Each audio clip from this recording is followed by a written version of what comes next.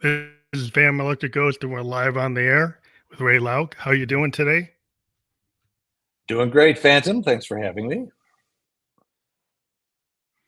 It's always interesting to talk to new people. Want to let people know that this is episode 1058 of our program, tracking that on Apple Podcast since 2016.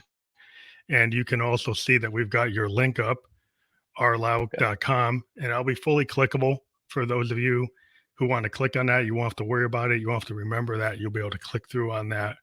And today we're going to talk to you because we're going to talk about the topic of sharing the magic, storytelling for leaders. And that applies, I think, to everybody, not just leaders, but we'll talk about that. But one of the things we like to talk about before we really get into it is like, what motivates you and why do you do what you do? And you have a couple of different hats. So I don't know where you want to start with. I know you're a professor, you're a stand-up comedian, you've got a lot of other things you do in terms of author. So I don't know where you want to start with those questions. Sure. Well, I think I kind of evolved into storytelling. I started off being a school superintendent in the Chicago suburbs, and I always had heard of Second City Theater and knew about Second City Theater. So many of our comics and comedians have come through Second City. So since I was just 12, 15 miles away from the city, I started to take classes at Second City. And I went through the beginning improv program. And I loved it. It was life-changing. I had the most amazing teachers. It was just wonderful, except for one thing. I was never fully comfortable with improv comedy. One of the big advantages or the things that I got out of Second City and the improv was trying to get out of my head and try to just be in the moment and all of that stuff. But I found that I didn't like being as surprised as the audience hearing what was coming out of my mouth at the same time. So I kind of moved over, but I did the year-long program and had fun, learned a lot. But then I thought, so then I would try stand-up because stand-up is largely a writing process. I mean, yeah, you're on stage, you're delivering, there's timing, but it's largely about writing. And so I would write and rewrite jokes, and I morphed into stand-up comedy. The first place I tried stand-up was in Tampa, Florida, because I didn't know anyone there. Because if I bombed, which I did, and You don't have to worry. that's kind of almost a certain. That's just part of the process of doing stand-up is being terrible. And sure enough, I was terrible at it. But I think it's an experience that everyone should have, standing up in front of the world and saying, here's what's funny, and having absolutely no one laugh. It's a humbling experience, but it's a great experience that everyone should have. But the club that I was at, and I believe it was Side Splitters, if I'm not mistaken, the manager at the time pulled me back afterwards and he said, Ray, would you like some feedback? I said, sure. And so he showed me his laptop. He showed me how he structured his jokes. It was a great learning experience. And I did that for a while, but and actually I also did stand up in Rio de Janeiro even because I speak Portuguese badly. But it was interesting because when I went to Rio and did stand up as the international component, the international guest for this group called Comedia and Pay, they gave me 5 minutes and I got more laughs than anywhere else. And afterwards, I told these guys, I said, they liked my jokes, didn't they? He said, no, it was your Portuguese they were laughing at. Oh, So, so it was not my comedy, but it was the Portuguese. it was the way So you I did did, yeah. So I did that for a while, did stand up for a while, and then I morphed into storytelling because at Second City Theater, this was before the pandemic and all that. They would offer one of the theaters on Sunday mornings that otherwise would be dark to the community. And so in the first thing in the morning, I think it was storytelling. And then a couple hours later, then it was stand up. And so that's how I kind of got my start doing storytelling. And I just found it much easier because, this is the lesson for everyone. Everyone's got a story. You cannot get it wrong. But having the improv background and the story and the stand-up background helped make my stories more engaging, more Mhm. interesting. They're not required to be humorous, but a lot of times humor gets in there. And so one process, one art form built upon each other until the point that I was at storytelling. So that's kind of how I got into it. That's really interesting because a lot of things are kind of like taking from multiple elements. Like a lot of times when you're in the creative space, like the fact that you merged some of the aspects of stand-up comedy and the kind of improv and then storytelling because every comic, as you said, from the Richard Pryors to all the great comics, is they write their bits. I mean, it's not just totally made up. You have people Right. that do that made up, but you have to craft it like a songwriter crafts a song, and over time Yeah, you might evolve the song based on feedback. Like you get that's the right. audience feedback, and you learn what works. Oh, this note works. This phrase works. You get that. What I like, I think, is that we might have in common is musicians and people who go on stage. That audience feedback is really important because it kind of if you pay attention to what you read the room, right, then how to kind of massage your work to kind of fit the moment. Yeah. And the feedback is instant and Yeah, it's unfiltered. You know immediately if you're hitting it or if you've just missed it completely. totally missed it.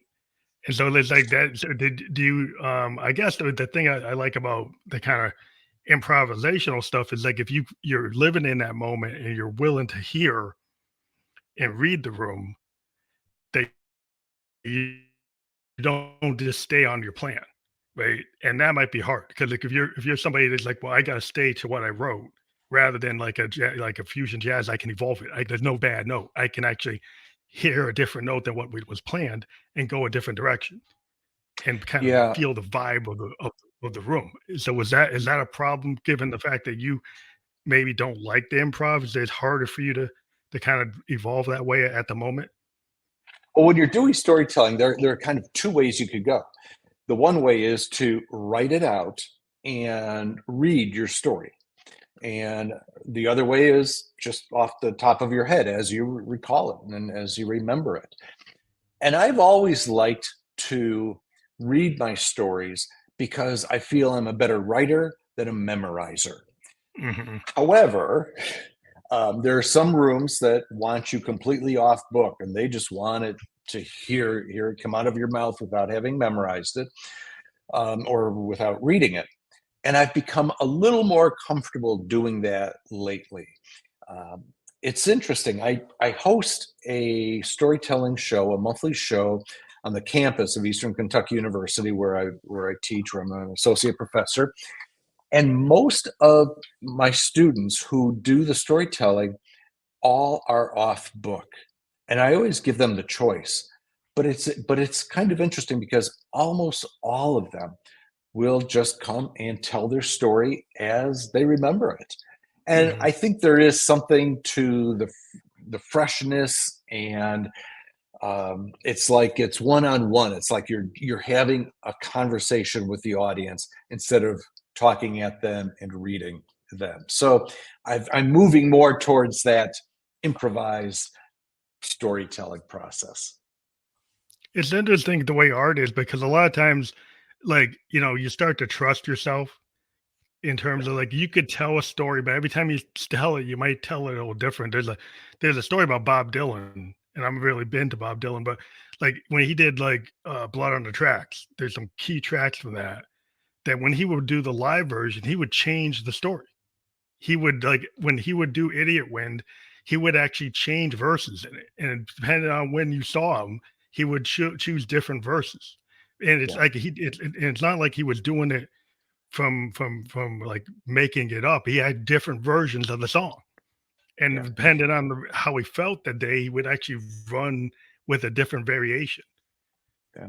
Well, and you bring up a really good point about storytelling, because I work with businesses who, in particular with sales people, who are trying to be more engaging with an audience, with a potential client or a customer. Or I also do a lot of work with school boards because public education is kind of my background. Um, and I always tell them the good news is, first of all, you can't get it wrong because it's your story, it's your true personal experience.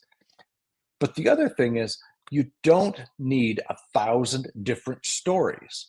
If you have a handful of well crafted stories, you can modify them and adapt them for different purposes. Kind of my signature story that I usually open up my workshops with is the experience of being a student teacher in Boulder, Colorado, back in 1982. And my supervising teacher was probably in his late 60s, maybe early 70s, still teaching sixth grade. And parents loved him, kids loved him, the administration hated him. He was quirky. He was a character, let's say, crusty character, maybe. And I'll just give you enough of the story to explain how I can massage it and go different ways. But he was a real character. He always had one of those kind of a gray windbreaker jackets that I always remembered my grandfather always wearing. His name is Monty. He always smoked Virginia Slims cigarettes. And the day that I started student teaching, he walked out and said, "If you need me, kid, I'll be in the teacher's lounge." And in 1982, that teacher's lounge would be the smokers' teacher's lounge, too. And he drove a 1959 Ford Edsel that was kind of one of those reddish, bleached out colors, faded from decades of the Colorado sun. But I would, most of the time he was smoking in the lounge, and every now and then he'd come in and out of the classroom. Well, I was so obsessed with what was going on with these kids, and we're doing mini society, teaching economic concepts, and all sorts of learning that was going on. And it was just so exciting. It was my first week with real kids in a real classroom that I really didn't pay attention to him in and out. But he was in and out. And what I didn't realize was he was taking everything in. And when I learned that was the following Saturday at the end of the week. I was exhausted from all this teaching. But Saturday morning, 6 a.m., my phone rings. And it's Monty. And I say, "Hello." And he says, "Raymond." I said, "Yes." "Monty, is everything okay?" Because this was kind of unusual. He said, "Yes, I was just wondering something." I go, "What's that?" He said, "Do you remember on Tuesday, Jason came in and asked you a question?" I said, "Well, that was kind of a few days ago. I really don't remember." He said, "Well, he asked you how your weekend was. Even though it was Tuesday, he asked you how the weekend was." I said, "Okay, I vaguely kind of remember that." And then Monty said, "Do you remember what you told him?" I said, I guess I told him it was an okay weekend." And then there was silence. And then he just said, "You jackass. You completely missed the point of what that interaction was. Jason didn't care about your weekend. Don't you know his parents are splitting up? Dad's already in Detroit, moved out of the house, out of the state. Maybe, just maybe, he was looking for a little male attention." I was like, I had missed that completely, Monty. And Monty's point was that every interaction with a child, even as fleeting and apparently insignificant, is an opportunity to deepen and extend the relationship with that student.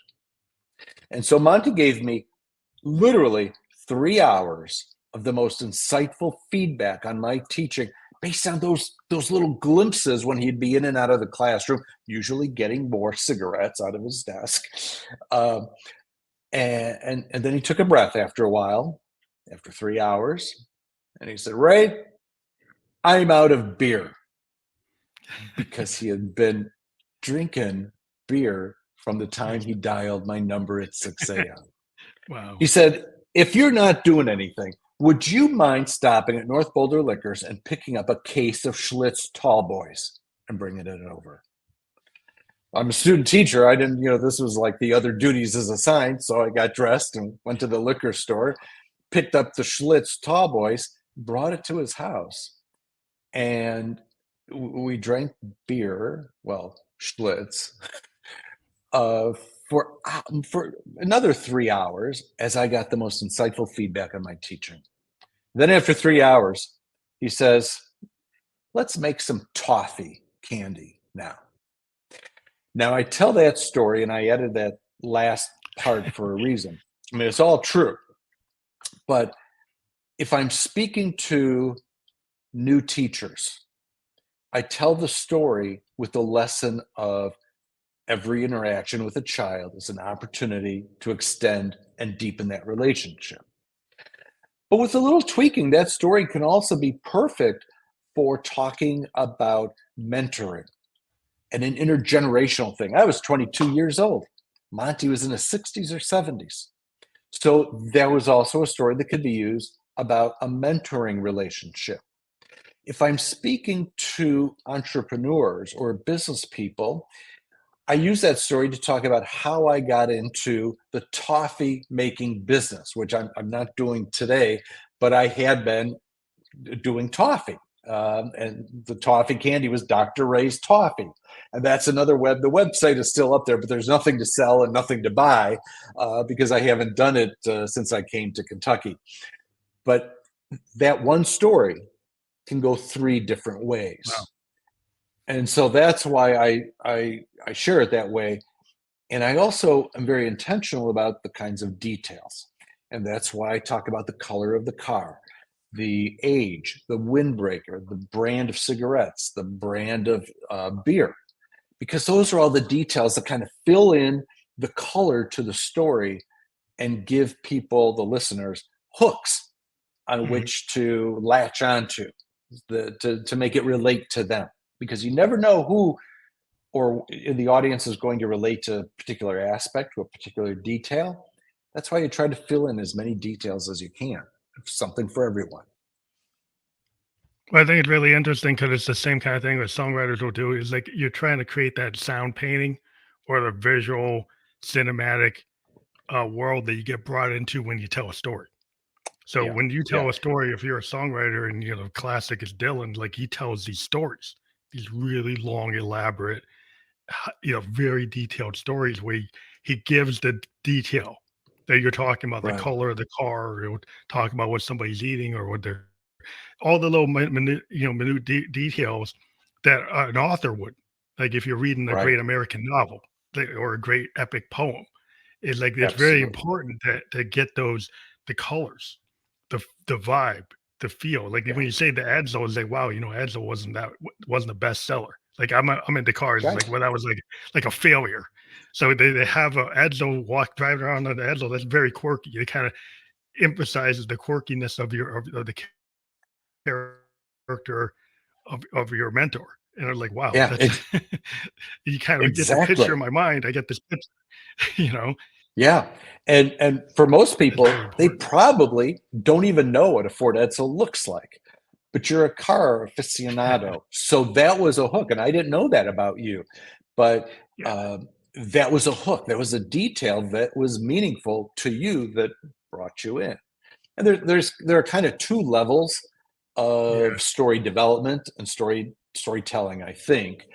And when I do training, and I do a lot of training with school board members, I've been doing a pre-conference workshop of storytelling for school board members for the last 3 years, and I also do it with business people too. And so not trying to do an English lesson, but in terms of storytelling, I try to get people to think of the details, to think of the tension or the conflict. There's usually some kind of conflict, and then kind of work their way through that and the resolution ultimately, kind of the how it all ends up and what the lesson is. But that's sort of the skeleton of the story. It's kind of, And then from there, we go back and we start with like a 3-minute story, just rolling it out. But then later we come back and think of the five senses and fill in details. And that's filling in the color to the story, those hooks. What did you see? What did I see? What are those images? Any tastes? What did things sound like? What do they look like? What did we feel? What emotions were there? And so that's how we expand the story and really make it memorable with those details. That's the key, I think. And that's why I always trick my audiences, because then at the very end of the session, and it might be 2 to 3 hours later, I test them and I ask them, what was my supervising teacher's name? What kind of beer did he drink? What cigarettes did he smoke? What was the grade? All those details that I had filled in innocently, that appeared to be innocent details. And then afterwards, I asked them those test questions, and invariably they remember it. They may not remember all of those details, but they do remember aspects that they related to, that were meaningful to them. And then the lesson. And again, that lesson, or the learning is adapted for that particular audience. Yeah, it's just really interesting. Like how you color the story with the details, and the audience, like you never know what audience is going to actually take away. You might have a planned like lesson learned, but once you put a story out there or a song out there, the audience kind of owns it, and they kind of put into what they feel. And if you've done it in a well crafted way, there's a high level lesson learned that everybody will kind of see. And then there may be subtext that are maybe harder to find. And I guess when you're dealing with business people, teaching them how to tell stories, like a lot of business people, they want to orient like an elevator pitch story, or they want to get the sales pitch story. They want to get somebody to be interested in their brand. So like their bottom line is, oh, I want these lessons or these key points to be what's easily understood. So when you're teaching somebody like that, there's probably a different parameters that you go through, right? Yeah. I'll give you 3 examples quickly of stories that I remember from some of these workshops that we've done. 2 of the stories come from school board members who have talked about why they ran for the school board, what they want to accomplish as a school board member. One of them told the story, and I'm not giving out any confidences because they were all publicly shared. But one was a 26-year-old individual who is now the vice president of a school board in the Western United States, one of the largest cities in the country. And he talked about when he was in high school, 16, 17 years old, he used to break into school buses in the bus barn. Now, Phantom, can you guess why he would be breaking into school buses? Oh no, just trying to find what the kids left in the bus. I don't know. No, that's where he slept. He was kicked out of his house.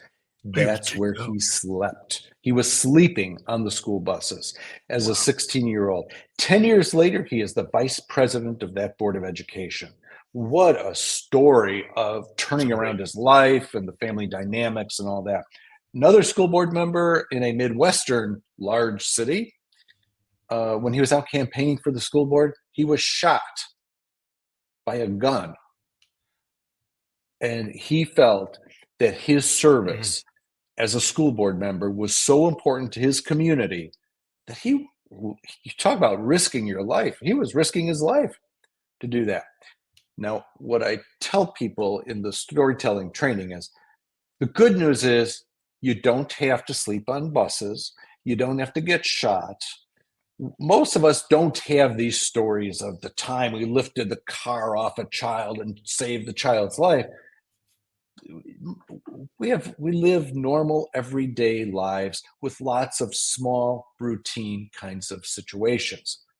The good news is those situations are ones that all of us can relate to, and that's what makes it golden, is because our little situations of everyday life are things that we can relate to. And so you can craft a well-developed story around something that's almost trivial, but where you learn something. The third story, I mentioned 3 stories. The third one is one of our students here at Eastern Kentucky University, where I didn't know him in advance. We met through email. He was referred to me, and he walked into the room where we had the show. And I could tell there was something about him that he was a little uncomfortable. He was unsure of where he was at. And sure enough, he was on the autism spectrum. But he was my storyteller. And so once we got him relaxed, and when he was sitting there, he was kind of experiencing some of the behaviors that you typically see on the autism spectrum. And it was his turn to come up and tell a story. And he got up, and all of those behaviors melted away. It was remarkable. And he told the story of how he had attempted college earlier at other places. He was a little older than most college freshmen or sophomores. But he had resigned himself to the fact that he was going to live life alone because of being autistic. And he was fairly severely autistic. He shared. But once he came to this university and to this campus, he, for the first time in his life, has friends. And that he didn't feel that he was going to go through life alone anymore because of that. And it was such a powerful movie experience. I mean, people in the audience, the way he described it and told his story was far more emotional than I may be able to communicate it. But it was, I mean, people were almost in tears listening to this. And then he finished his story and sat down, and you could see the autistic behaviors kind of came back. But for those 5 or 6 minutes that he was on stage, he was in a different place. He was in a different world. And the thing that I tell my storytellers is, you never know who you're going to help. You never know who in the audience is going through some of the same things that you are. But invariably, you're always helping someone. You never know who, but you always are. I had another storyteller who was an Asian student who felt that he was not living up to his parents' Asian expectations, which were exceptionally high. And he warned us that there were some potential triggers here for some members in the audience, but he talked about the first time he attempted suicide and failed at it, and the second time he attempted suicide, and there might have been a third time even.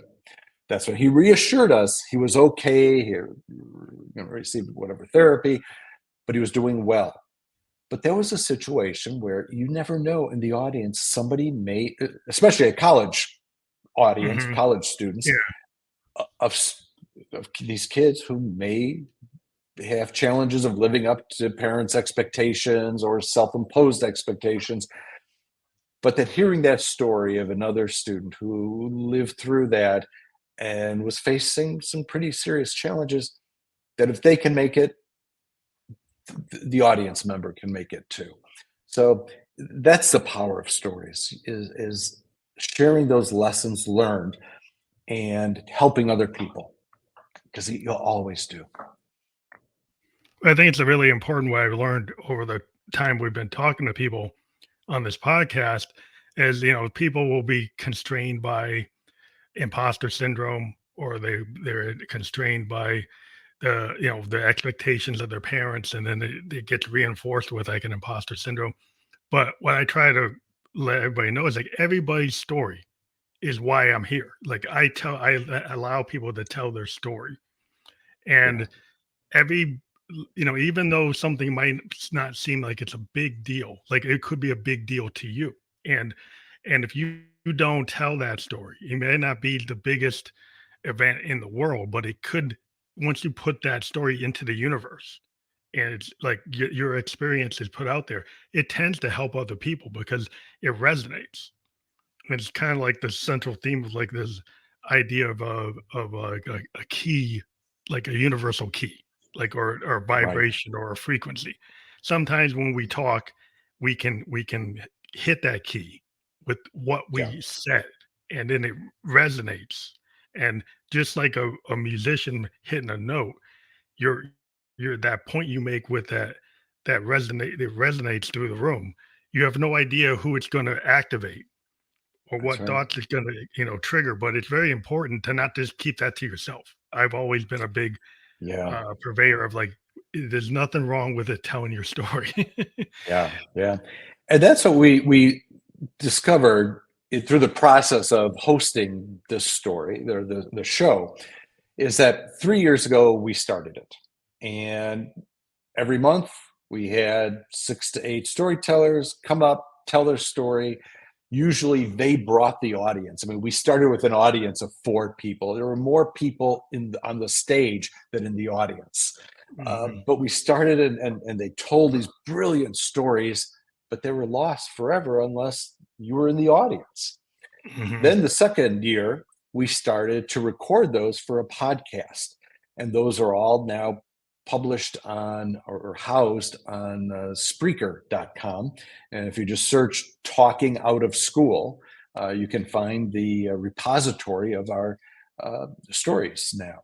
And then last year, the third year, I had a grant from the university, and we were able to expand it to video as well. So, and the reason that we started to record those was because we realized that these are the stories of our students.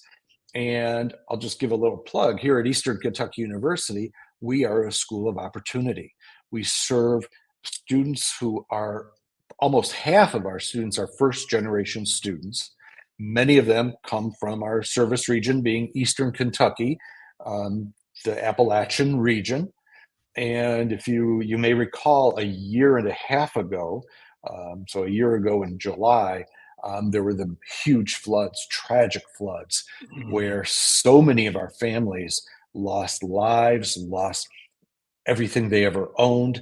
Um, a lot of them, I mean, we're living in very modest residences. I mean, double wide trailers is not uncommon. And when those floods came in, which were historic floods, they lost everything. And so some of our students that are our storytellers have lived through that. And so they are seeing this place as an opportunity to get out of poverty, to escape some of that generational, um, the concerns about meth and opioid addiction, drug addiction, Yeah. poverty, all of those societal ills. Those are very real for us and for our students. And so having these stories of survival and of rising above these challenges is so important for others to hear. And so that's why we've started to house them and to be very intentional about saving these stories for our current students as well as for other future students as well. Well, it seems like there's a connection what we were talking about before is like, storytelling for like leaders. But I think like everybody can become like their own like leader. Like you can create all these micro businesses today where you don't necessarily have to work for the, Madison Avenue or work for the corporate world. There's a lot of Right. people that start to learn how to use their voice, and it's like a sales pitch for you. Like you learn how to like tell your story, and then that might evolve to what you want to do in life. And then if That's you right. tell that story enough times, you can like it self actualize. You can actually like, well, I want to do this, and I'm going to speak to this. And I come from a Buddhist perspective. Like if we actually say it, we can make it happen. But a Yeah. lot of people, what they'll ask foo-foo. It's like, no, but if you actually practice in that way, you start to find that you actually can do that. Yeah. And the stories really give meaning to our experiences and meaning to our work. I will never forget, for a period of time, I had stepped out of superintendency, which, if you don't read code, that means I was fired. And so I was out looking for a job after being a superintendent in a district in Illinois outside of Chicago. And I ended up getting a job at GE Security, which was a General Electric business. And I had never worked for corporate America. I just came out of public education. It was my entire career, except for those 3 years. And this was from 2006 to 2009. And so I worked with school districts as the education vertical marketing manager, school districts across the country to keep schools safe and secure, of course, using GE technology. Mhm. Now, that's a fancy way of saying that we sold stuff out of boxes, out of trunks. That's a little bit of an exaggeration, but we were there to sell stuff. But every time we went down to Bradenton, Florida, which was the headquarters for GE Security at the time, the CEO of the business always reminded us that while we may be selling stuff out of boxes, what we were really doing was keeping the world safe. Keep in mind, this is 2006, just 5 years after 9/11. And so everyone had jumped into that space. And while that's maybe more of an example of keeping the vision and the mission in mind, maybe more so than a full-blown story, the outcome was the same. It gave meaning to our work. And that's what stories do.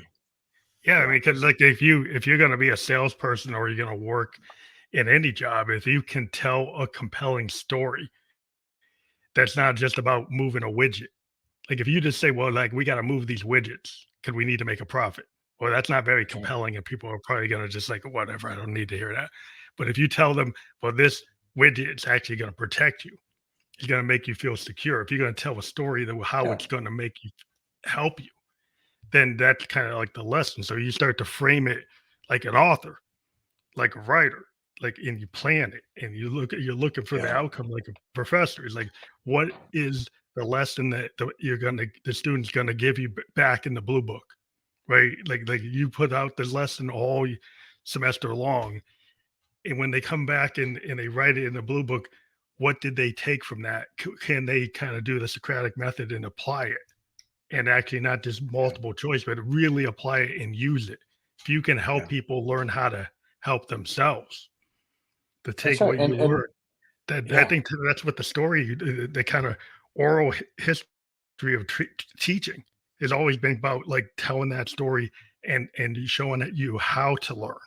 But like the act of learning is through somebody like you telling a story and the student figuring out, oh, these are the core things I need to get out of this and learn how to apply it. Yeah.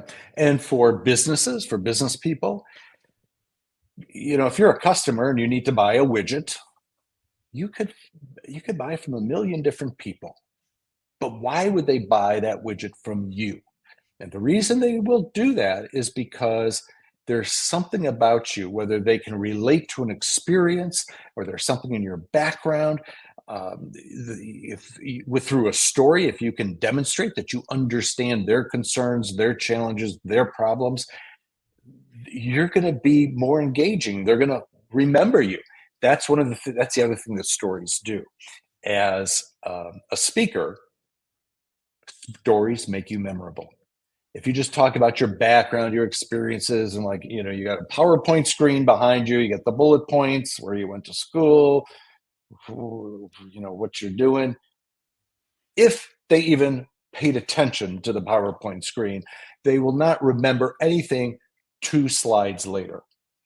But by telling a story, a well-developed, well-crafted story, it makes you memorable. And that's one of the things that I tell my students, my college students, because mostly I teach graduate students who are preparing to be principals and superintendents. But the real fun that I've had is teaching an undergraduate management for non-business majors. And so most of my students my undergrads, which are face-to-face, tend to be aviation students, construction management, exercise sports science, or a variety of other majors, but not business. And I tell them, here is where you're going to use storytelling, because maybe they're going to graduate within 6 months, maybe they're younger and it may be years. But at some point, they're going to be sitting in an interview. And in that interview, the interviewer is going to ask, give me an example of, or tell me a time when. What that person is asking for is a story. And as a job candidate, as a prospect, if you have, again, a handful of stories that you can adapt for almost any situation, you will become memorable. They will remember you. And the other thing that stories do is, I think it's the power of stories, gives you credibility, because you can say that you are Superman, Superwoman, super whoever, but by telling a story, you're giving evidence. You're demonstrating your commitment Yeah. to a philosophy. You're showing it, not just talking. It's not just blah, blah, blah. You're actually Yeah. demonstrating that commitment. You're demonstrating that experience because of the story that you're sharing. I think it's really important that you mentioned, like, they have people use so many tools, like they'll go and use the PowerPoint, they'll use whatever, you know, kind of fancy like gadgets to like try to push the story. But really what's important is in the elevator pitch that you're making to that HR person. Why would they hire you above anybody else? Like if everybody's got the same SATs, they got this, all came from the same companies, they all have the same skill sets. What about you is going to bring something to the organization where you're going to want to keep me? Why you're going to want me to be in there? What am I going to bring to the table? But you got to tell that story because all your factual stuff on your resume and all the stuff they can look up, well, there's everybody they're probably talking to has that. Like, why you got to make yourself stand out with that story. That's right. Your story distinguishes you. Your story makes you stand out because no one else has your story. And probably most of the others are not going to tell a story. Yeah, I So mean, 'cause you a lot of come people in, just you go, swoop, you swoop in. you Yeah, swoop in with a great story, and you're the person they remember. well, it kind of shows you can think on your feet, you know, when because the hard question, I've been in corporate stuff, I've been in corporate world software design for 25 years. And they always ask you, like, what's the, like, how did you handle like what's your failure? They always want to find out how you're going to talk about a failure Right. or what was like, how did you like deal with this adverse situation? And Yeah. it's hard for some people to come up with, well, they don't want to look like they did something wrong or they made a mistake. But that's like, you know, in software design, everything we do, a lot of what we do is happy accidents, you know, and this is Mm-hmm. the same thing in like scientific world or chemistry or mathematics. A lot of times, sometimes we'll find something by accident that wasn't in the plan. And being able to take that thing that happened kind of point in time, happened by accident, and to actually be able to step up and say, hey, this wasn't in the plan, but this is a better opportunity than what we're doing. This Yeah. actually could help the company more. And having that kind of guts to actually say that. And if you can kind of show that you think on your feet and you can take an opportunity when it comes to you, that you can bring it up and you can let everybody know about it, that's like a story that you can tell. And I've actually told That's that right. story, got jobs because I Yeah. told that story. It works. It absolutely works. Um, Stories, you know, stories can also be very, very motivating as well. Um, Again, it's just, but the key is they're true personal stories. But I remember an individual who I found extremely motivating because when I was in high school and college, I did nothing athletic, nothing at all. The newspaper journalism was my sport. So I've saved my body for the later years, and now I run marathons. And I typically run the Chicago Marathon. And the path, the race course goes through a Lincoln Park neighborhood in front of it's like an assisted living place for senior citizens. And at that point, I don't know, it was 8, 9, 10 miles into the race. And I'm tired at that point. But there was an older woman who was standing up carrying a sign that was just made out of cardboard, and a marker, and it said, "You've got what it takes." And it was just this little moment of inspiration and motivation that helped get me past there. And then the next year I'm looking for her, and I see her again, same spot, same assisted living center. It's great. Third year, well, she's getting older now. And this time she wasn't standing. She was still there with her sign, but she was seated in the bus shelter outside the assisted living residence. And every time I went by her, it was this moment of energy, this little burst of energy. And then after a few years, I stopped seeing her. And I don't know where, I'm assuming out there. Yeah. But I still get that motivation when I go past that same building, that same spot, that same bus shelter where she used to be seated. And, and so when I talk to people about motivational events, about finding that motivation, finding that energy, finding that drive, that's a story that I kind of share with people too. Well, that is a real tangible moment that people, I think, can feel that. They can feel the kind of, if you tell a story that kind of pulls at the heartstrings, that pulls at somebody's emotion, then they're more likely to remember it than some logical exercise, which, Exactly. As a writer, you start to figure that out. Exactly.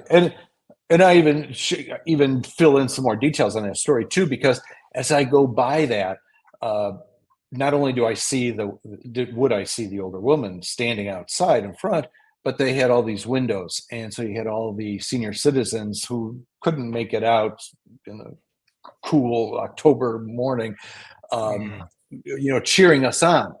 And I would imagine my grandmother, who was always my biggest cheerleader. I'd always imagine her there in one of those windows. Crowd, of course, she wasn't, but that's, the association that I would make and still make when I go through that place now. But you're right. That's the emotional piece. That's, I think, probably the key, as well as the descriptions, the details that you provide. But it's also an emotional element too, and that's real important to storytelling, even in business. Yeah, that's like one thing I started to ask this question as we probably get to close out.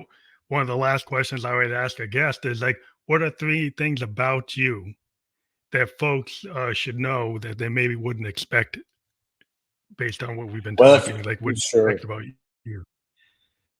Well, certainly most people would never guess that I'm an athlete, that I run marathons. I started, I guess, when I was 48, just because I had nothing better to do on a particular Sunday morning. And so I thought, well, running a marathon sounds interesting. So I've done that a dozen times, and now I'll be running 3 marathons this year, Illinois and Champaign-Urbana in April, and then Berlin in September, and Chicago again in October.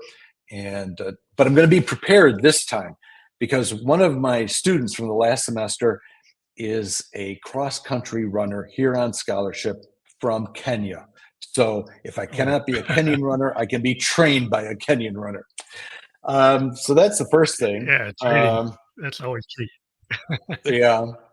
I used to live in Brazil. I did a study abroad in graduate school and came back married from that experience. Got a couple of kids, and having struggled through foreign languages in high school and college and junior high, most people would never have guessed that I would voluntarily take up a new language and start learning Portuguese.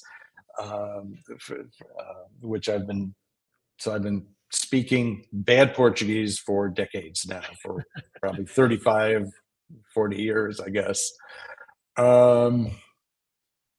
Third thing, most people probably don't appreciate how much I love teaching higher education. And I was in public education all my life, except for the GE time. I enjoyed it. Most of my career, I was a school superintendent.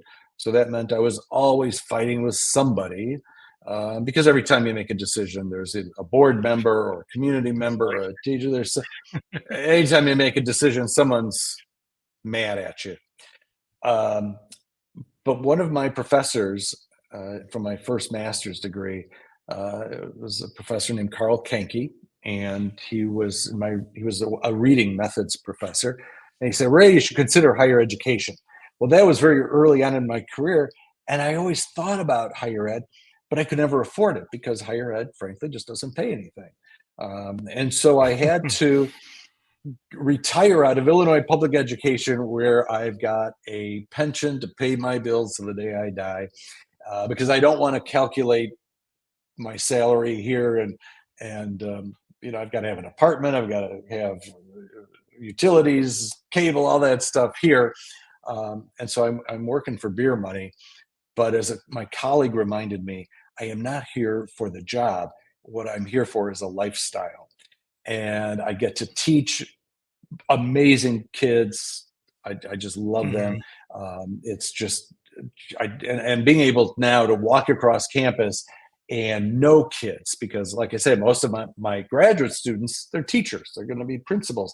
They're never on campus. The graduate part is virtual asynchronous. So I may never see my students until graduation, but my undergrads, I see them all the time. And I love that. And now I get to do research, and I get to write articles and books, and it's just wonderful. The hardest transition for me coming to higher education was that I always thought reading and writing, if I did that during the day at work as a superintendent, it was like I was cheating. I wasn't working.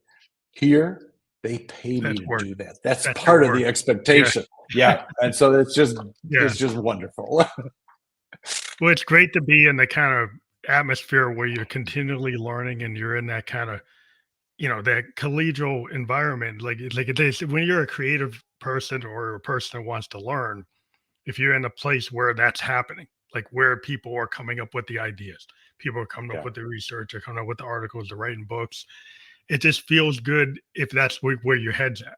If you're a person that is into, I like to create, I like to research, I like to know, I like to learn. I know I don't know everything. I want to learn more. And I think and then to be able to pass on your expertise to other people, that's always great. To be a teacher, to be a mentor. I think that's something we love to talk to people who do that. That's one of the reasons why we talk to you, why you're on the show today. Well, that's what's going to keep me young.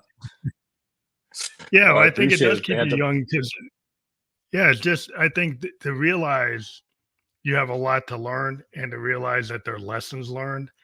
And I think that's where people, we realize, like, if you make a mistake or you have a happy accident, that's not the end of the world.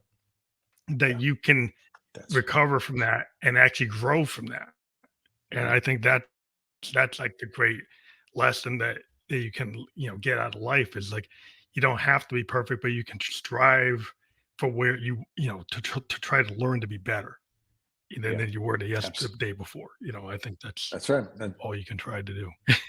That's right. And that's what matters. We're all going to trip up. We're all human. But it's what we learn from it, how we change from that experience, and then how we share it as a story.